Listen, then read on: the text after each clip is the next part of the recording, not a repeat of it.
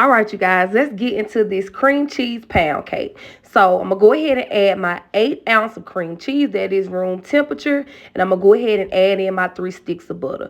Make sure before you get started, you preheat your oven to 325 degrees. And baby, let me tell you something. Don't leave none of that butter on that paper. Don't leave none of that cream cheese on that paper. Scrape it right on off. So now I use salted butter, so I omitted the salt out of the recipe. So I went ahead and added in my 2 cups of sugar. Now, set a timer for 10 minutes. Let your cream cheese, your butter, and your eggs cream for 10 minutes. And once you let it cream for 10 minutes on a medium to high speed, I got my KitchenAid turned up to the number 4. See how it gets light and fluffy and white like that? That's what you want right there. Let it cream for 10 minutes, nothing more, nothing less. And I promise you, it's going to come out just like that. Now we're going to go ahead and we're going to add in our eggs one at a time. Y'all turn your mixer all the way down. This is just sped up for content purposes. I had mine down on the lowest speed, which is 1. I think it's stir and then 2. So it was on stir. Turn it down low because if you overmix your batter, you will have those streaks in your pound cake. Those look like you will mix up all that gluten, or your cake will fall. It will not. It'll rise up and then it'll fall. Make sure you scrape down your bowl. Make sure if you are scraping down, you're folding in. You're folding in your ingredients because you don't want to overmix it. And sometimes those eggs will hide at the bottom of your mixer. So now I'm going in. I'm adding in my cake flour, and then I went ahead and added in my 1/2 cup of my vanilla pudding and my extracts.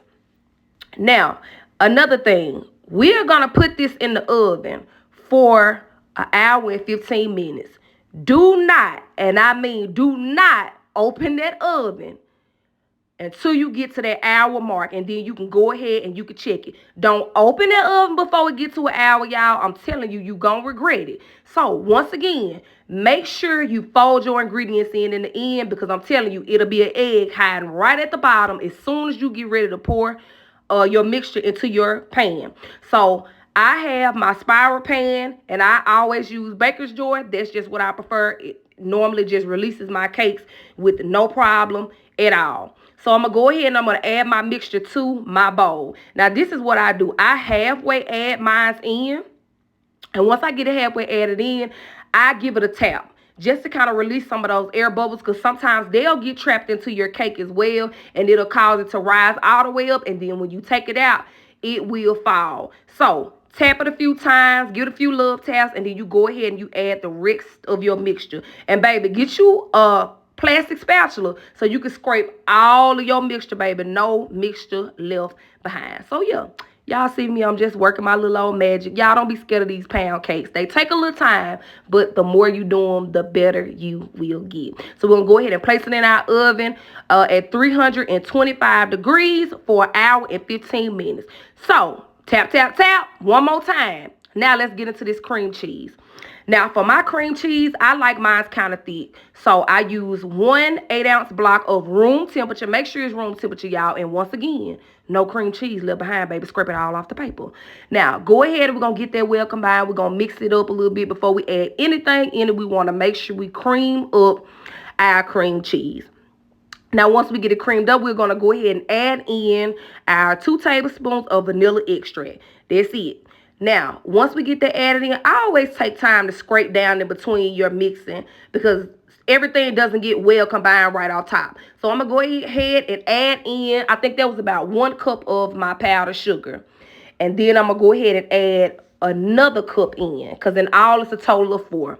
And then I had a 1/2 cup of milk as well. Now let me tell you this, if you don't like your icing to be thick, then you can go ahead and you can add in more than a 1/2 cup, or if you want it thicker, you can add in less. It just depends on your preference. You kind of have to eyeball it just based off of how you really like your icing and how thick or how thin you want it. So I'm just gradually mixing everything in, and then I'm gonna show you guys what it looks like halfway through. Scrape it down my bowl once again, y'all. We always want to make sure that everything is well combined. So take your time, scrape down your bowl, y'all. So we're going to give it one last little mix, and baby, we got magic. I'm telling y'all, that cream cheese is so good, you can eat it by itself. So now, to the cake, baby. This is what I'm talking about. You can stick a toothpick, a knife, until it comes clean. You see how nice and clean that is? After you've let it rest for 10 minutes, don't flip that cake before 10 minutes. So I did thin out my icing a little bit more. I added some more milk just so I could have a better pour.